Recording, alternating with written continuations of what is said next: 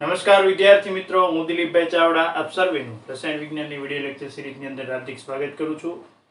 પરમાણુના બંધારણની અંદર આપણે બોહર દ્વારા જે પરમાણુ નમૂનો રજૂ કરવામાં આવ્યો અને ખાસ કરીને બોહરે જે હાઇડ્રોજન માટેના પરમાણુ નમૂનાને લઈ અને જે વિગતવાર વાતો કરી એ વાતો આપણે સમજ્યા અને એમના પરમાણુ નમૂના આધારિત બોહર દ્વારા કેટલીક અભિધારણાઓ કરવામાં આવી.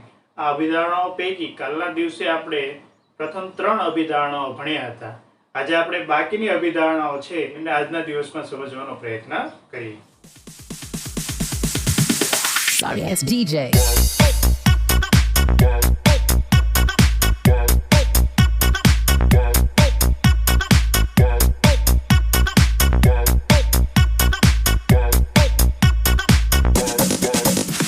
હવે આપણે અભિધારણાઓ છે. હવે જે અભિધારણાઓ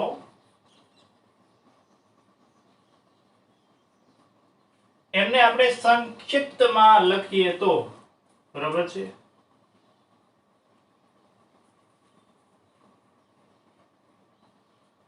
તો પહેલી અભિધારણા શું હતી? તો કે પહેલી અભિધારણા હતી જે કોઈ કક્ષા છે બરાબર, એ કક્ષા ને કક્ષા તો કહેવામાં આવે. એ કક્ષા ઉપરાંત બીજું શું નામ કહેવામાં આવે છે? તો કે માન્ય અવસ્થા, માન્ય અવસ્થા અથવા તો માન્ય ઊર્જા અવસ્થા કહેવામાં આવે છે. આ પહેલી અભિધારણાની અંદર વાત કરવામાં આવી હતી. ભાઈ, જે ઇલેક્ટ્રોન જે વર્તુળાકાર પરિપથની અંદર કેન્દ્રથી ચોક્કસ અંતરે પરિભ્રમણ કરે છે એ કક્ષા માન્ય કક્ષા અથવા તો ઊર્જા કહેવાય. આ પહેલી અભિધારણાની અંદર વાત થઈ હતી, બરોબર છે. આ ઉપરાંત આપણે વાત કરીએ બીજી અભિધારણાની, અભિધારણા નંબર 2, બરોબર. તો બીજી અભિધારણાની અંદર એ વાત કરવામાં આવી હતી કે ઇલેક્ટ્રોન છે એ પોતાની કક્ષામાં પરિભ્રમણ કરતો, એક જ કક્ષામાં પરિભ્રમણ કરતો હોય ત્યારે એક જ કક્ષામાં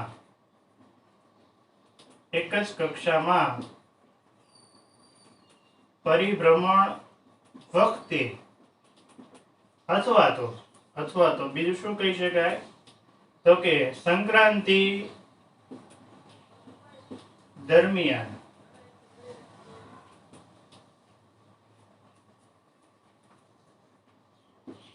તેની ઊર્જા અથવા તો ઊર્જા ફેરફાર એ કેવો રહે છે? તો કે અચળ રહે છે. ઊર્જા ફેરફાર અચળ રહે છે. ઇલેક્ટ્રોન એક જ કક્ષામાં પરિભ્રમણ કરતો હોય ત્યારે એની ઊર્જા અચળ રહે છે, અને સંક્રાંતિ કરતો હોય ત્યારે એમનો ઊર્જા ફેરફારનું મૂલ્ય કેવું રહે છે? અચળ રહે છે. આ બીજી અભિધારણાની વાત થઈ. ત્યાર પછી ત્રીજી અભિધારણાની વાત કરીએ તો બરાબર છે, ઇલેક્ટ્રોન એક કક્ષામાંથી બીજી કક્ષામાં પરિભ્રમણ કરતો હોય ત્યારે એમની જે આવૃત્તિ છે બરાબર, એ આવૃત્તિ મેળવવાનું સૂત્ર શું છે? તો કે ડેલ્ટા E ના છેદમાં H, એટલે કે આવૃત્તિ બરાબર E2 E1 ના છેદમાં H. આ સૂત્રથી આવૃત્તિ મેળવી શકાય. આ અભિધારણા નંબર કેટલામી છે? 3 છે, બરાબર છે. ચોથી અભિધારણાની અંદર શું વાત કરવામાં આવી છે? અભિધારણા નંબર 4 એમાં ઇલેક્ટ્રોનનું કોણીય વેગમાન MeVr બરાબર એ h ના છેદમાં 2π ના પૂર્ણ ગુણાંકમાં હોય છે. એમના શેના ગુણાંકમાં હોય છે? પૂર્ણ ગુણાંકમાં હોય છે, એટલે કે n વડે એને દર્શાવવામાં આવે છે, બરાબર છે. અહીંયા કોઈ પણ કક્ષા, માન્ય કક્ષા તો સ્થિર કક્ષા તો જ કહેવાય જો એમનું કોણીય વેગમાન છે કેવું હોય? h ના છેદમાં 2π ના પૂર્ણ ગુણાંકમાં હોય. તો આ એક સાથે 4 અભિધારણાઓની વાત કરી. પહેલીમાં કક્ષાની વાત કરી, કક્ષાને 2-3 નામથી છે પરિચિત કરાવી, બરાબર છે. ત્યાર પછી ઇલેક્ટ્રોન પોતાની કક્ષામાં પરિભ્રમણ કરતો હોય ત્યારે એમની ઊર્જા, અને એક કક્ષામાંથી બીજી કક્ષામાં સંક્રાંતિ દરમિયાન એમની ઊર્જાનો ફેરફાર, એ બંને અચળ જ રહે છે એમની વાત કરી. ત્રીજી વાત અભિધારણાની અંદર શું કરવામાં આવી? તો કે ઇલેક્ટ્રોન જ્યારે સંક્રાંતિ કરે છે એક કક્ષામાંથી બીજી કક્ષામાં જાય ત્યારે એમની આવૃત્તિ, મ્યુનો મતલબ શું થશે? આવૃત્તિ. બરાબર છે? એ આવૃત્તિ છે ને એમનું સૂત્ર કંઈક આ પ્રમાણે થશે, મ્યુ બરાબર E2 - E1 ના છેદમાં h. અને ઇલેક્ટ્રોન છે એ માન્ય કક્ષાની અંદર પરિભ્રમણ કરતો હોય, માન્ય કક્ષામાં પરિભ્રમણ કરતો હોય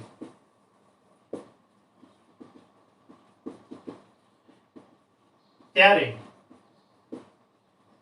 તેનું કોણીય વેગમાન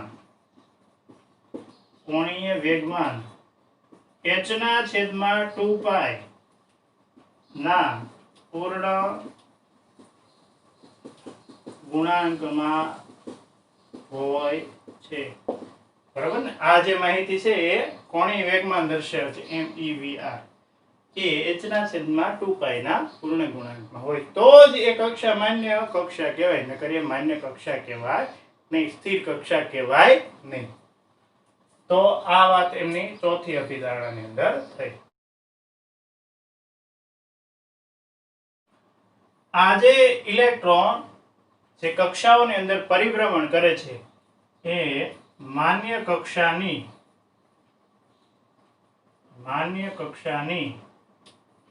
ત્રિજ્યા મેળવવાનું સૂત્ર છે. માન્ય કક્ષાની ત્રિજ્યા મેળવવાનું સૂત્ર અહીંયા બોહરની ચોથી અભિધારણામાં રજૂ કરવામાં આવ્યું છે. માન્ય કક્ષાની ત્રિજ્યા એને કહેવાય છે Rn. એમનું સૂત્ર થશે n² * A0, n² * A0. આ સૂત્ર માન્ય કક્ષાની ત્રિજ્યા મેળવવાનું છે. કોઈ પણ કક્ષાની ત્રિજ્યા મેળવી હોય તો એનું સૂત્ર કંઈક આ પ્રમાણેનું રહેશે, જ્યાં Rn એટલે કે nમી કક્ષાની ત્રિજ્યા થશે. nમી એટલે કે તમારે પહેલી કક્ષાની ત્રિજ્યા મેળવી, બીજી કક્ષાની ત્રિજ્યા મેળવી, એમાં કોઈ પણ કક્ષાની ત્રિજ્યા મેળવી હોય તો એને Rn વડે દર્શાવવામાં આવે. n બરાબર કક્ષાનો ક્રમ, બરાબર, કક્ષાનો નંબર, પહેલી કક્ષા, બીજી કક્ષા, ત્રીજી કક્ષા, n ના મૂલ્યો n બરાબર શું હોઈ શકે? તો કે 1, 2, 3 આવા પૂર્ણાંક આંકડાઓ હોઈ શકે. A0 જેમનું મૂલ્ય હોય છે 52.9, A0 નું મૂલ્ય હોય છે 52.9 પાઇકોમીટર. આ માહિતી આપણે યાદ રાખશું. હવે વાત કરીએ પ્રથમ કક્ષા,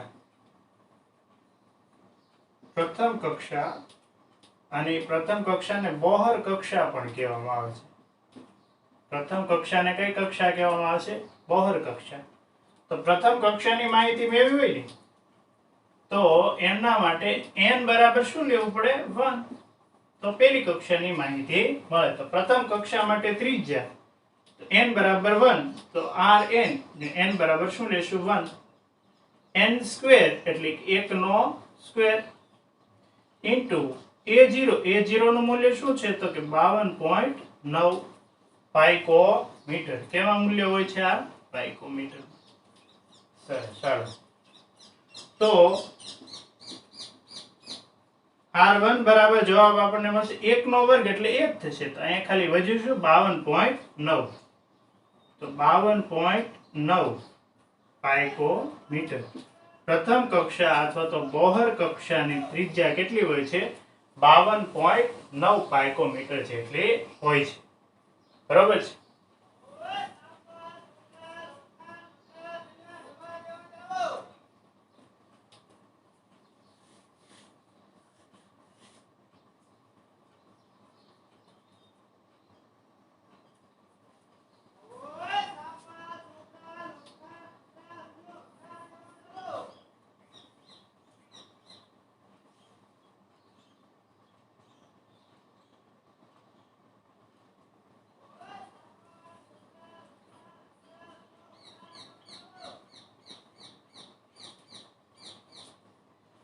બીજી કક્ષાની વાત કરીએ તો બીજી કક્ષાની ત્રિજ્યા, ત્યારે આપણે શું કહેશું તો કે n બરાબર 2, તો એ બીજી કક્ષા થાય ને, n બરાબર 2 તો એ બીજી કક્ષા થાય, તો એને કહેવાય R2. અહીં જો તમે કિંમત મૂકો r n બરાબર 2 એટલે R2 બીજી કક્ષાની ત્રિજ્યા. કઈ રીતે મેળવી શકાય તો કે n² * a0, બરોબર. હવે બીજી કક્ષા હોય તો n બરાબર શું લેશું 2 નો સ્ક્વેર * a0. a0 નું મૂલ્ય આપણે જાણીએ છીએ કેટલું હોય છે 52.9 પાઇકોમીટર જેટલું. 2 નો સ્ક્વેર એટલે કેટલા થશે 4 ગુણ્યા 52.9 પાઇકોમીટર. અહીંયા ગુણાકાર નથી કરતો કારણ કે તમને ખ્યાલ આવે કે પ્રથમ કક્ષાની ત્રિજ્યા છે ને એના કરતા 4 ગણી ત્રિજ્યા બીજી કક્ષાની થશે. પ્રથમ કક્ષાની ત્રિજ્યા કરતા 4 ગણી ત્રિજ્યા બીજી કક્ષાની થાય. અહીંયા તમને પછી વધારાની ઉત્સુકતાના ભાગરૂપે તમે ત્રીજી કક્ષા, ચોથી કક્ષા, પાંચમી કક્ષા, છઠ્ઠી કક્ષા, સાતમી કક્ષાની ત્રિજ્યાઓ છે એ મેળવી શકો, બરોબર. અને તમે આ સૂત્ર સાથે વધારે ને વધારે મહાવરો કરી શકો. એટલે તમે અહીંયા હોમવર્ક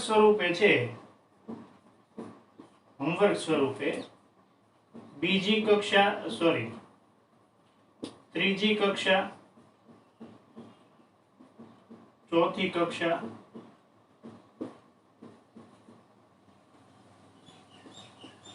અને પાંચમી કક્ષા ની ત્રિજ્યા મેળવશો. હોમવર્ક સ્વરૂપે તમારે શું કરવાનું રહેશે? ત્રીજી કક્ષા, ચોથી કક્ષા અને પાંચમી કક્ષાની ત્રિજ્યા મેળવી અને એનો જવાબ તમારે ક્યાં લખવાનો રહેશે તો કે એનો જવાબ તમારે લખવાનો કોમેન્ટ બોક્સમાં. કોમેન્ટ બોક્સની અંદર જવાબ લખવાનો રહેશે. આનો જવાબ તમારે કોમેન્ટ બોક્સની અંદર લખવાનો છે. ચાલો, તો આ હોમવર્ક ની વાત થઈ. આપણે ચોથી અભિધારણાની ડિટેલમાં ભણી રહ્યા છીએ. માન્ય કક્ષાની ત્રિજ્યા મેળવવાનું સૂત્ર આપણે પરિચયમાં લીધું. હવે કોઈ પણ માન્ય કક્ષા હોય તો એની ઊર્જા મેળવવાનું સૂત્ર શું છે? ઊર્જા મેળવવાના સૂત્ર તરફ આપણે આગળ વધીએ.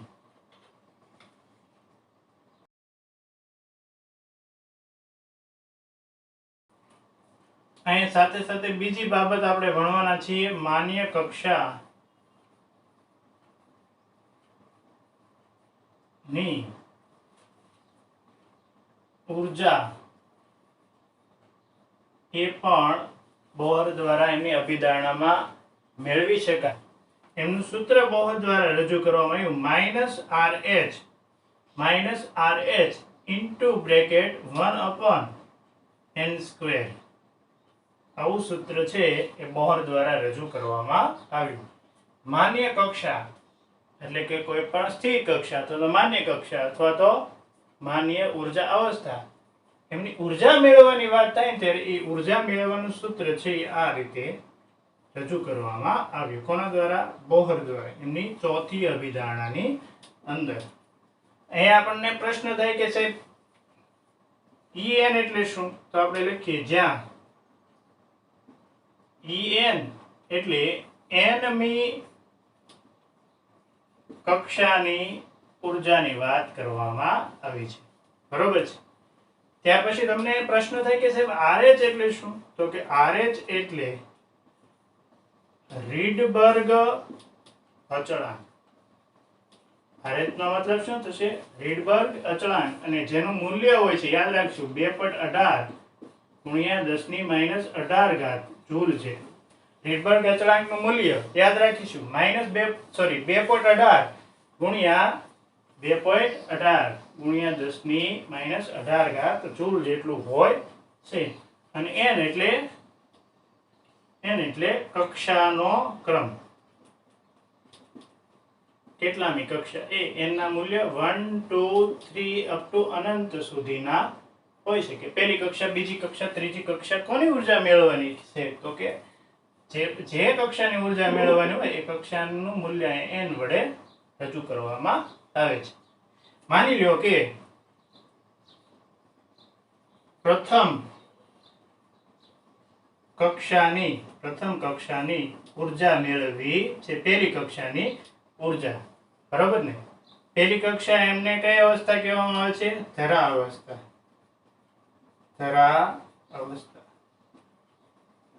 કોઈ પણની ધરા અવસ્થા એની પહેલી કક્ષા, બરોબર ને? ધરા અવસ્થાની ઉર્જા મેળવી છે.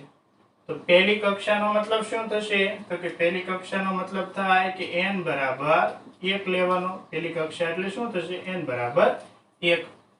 આ સૂત્રની અંદર કિંમત મૂકીએ તો n બરાબર 1 માઈનસ RH ની જગ્યાએ આપણે શું કિંમત મૂકશું? તો કે 2.18 ગુણ્યા 10 ની માઈનસ 18 ઘાત, માઈનસ ની નિશાની, RH બરાબર 2.18 ગુણ્યા 10 ની માઈનસ 18 ઘાત ઇન્ટુ બ્રેકેટ 1/n². n બરાબર 1 છે તો 1 નો વર્ગ. 1 નો વર્ગ શું થશે? 1 ના છેદમાં 1 એટલે શું થશે? 1. તો પ્રથમ કક્ષાની ઉર્જા છે એમનું મૂલ્ય અહીંયા મળે છે. પ્રથમ કક્ષાની ઉર્જાનું મૂલ્ય મળે છે E1 બરાબર કેટલું મૂલ્ય મળે છે? -2.18 ગુણ્યા 10 ની માઈનસ 18 ઘાત. અને ઉર્જા કયા એકમની અંદર મળશે? જૂલ એકમની અંદર મળશે. ઉર્જા આપણને જૂલ એકમની અંદર મળશે. પહેલી કક્ષા હાઇડ્રોજન પરમાણુ માટે પ્રથમ કક્ષાની ઉર્જાનું મૂલ્ય કેટલું? તો જવાબ આવશે -2.18 ગુણ્યા 10 ની માઈનસ 18 ઘાત. અથવા તો પ્રશ્ન પૂછાય કે હાઇડ્રોજન માટે ધરા અવસ્થા ધરાવતી કક્ષાનું મૂલ્ય કેટલું? તો કે -2.18 ગુણ્યા 10 ની માઈનસ 18 ઘાત. ચાલો સાથે સાથે બીજો પ્રશ્ન પૂછીએ કે ભાઈ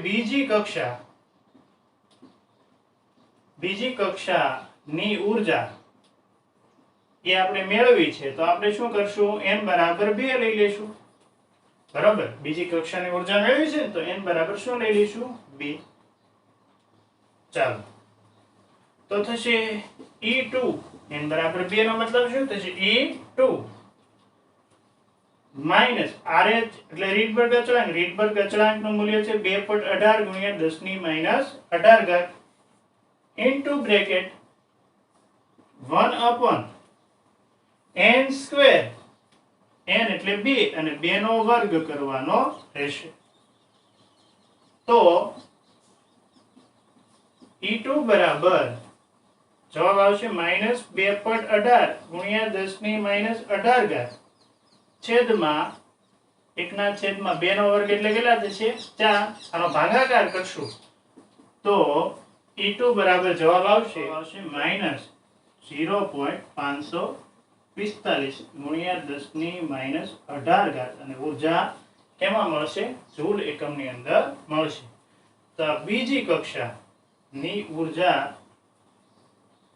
નું મૂલ્ય આપણને અહીંયા મળ્યું. બીજી કક્ષાની ઉર્જાનું મૂલ્ય કેટલું મળે છે? તો કે -0.545 ગુણ્યા 10 ની માઈનસ 18 ઘાત જેટલું મળે છે. તો આમ કોઈ પણ કક્ષા હોય, હાઇડ્રોજન માટેની વાત કરતા હોય, કોઈ પણ કક્ષાની ઉર્જા મેળવવી હોય તો સૂત્ર છે En બરાબર -RH ઇન્ટુ 1/n². આ સૂત્ર દ્વારા પ્રથમ કક્ષા બીજી કક્ષાની ઉર્જા મેળવી. આની પહેલા આપણે કક્ષાની ત્રિજ્યા મેળવી હતી. હવે જે તે કક્ષાની ઉર્જા મેળવવાનો પ્રયત્ન કર્યો. આપણે પ્રથમ બે કક્ષાની ઉર્જા મેળવી. હોમવર્ક તમારે કોમેન્ટ બોક્સની અંદર લખવાનું રહેશે, બરોબર? એમાં તમારે ત્રીજી, ચોથી અને પાંચમી કક્ષાની ઉર્જા એ મેળવવાની રહેશે. હોમવર્કની અંદર તમારે શું કરવાનું છે? ત્રીજી, ચોથી અને પાંચમી કક્ષાની ઉર્જા મેળવવાની છે.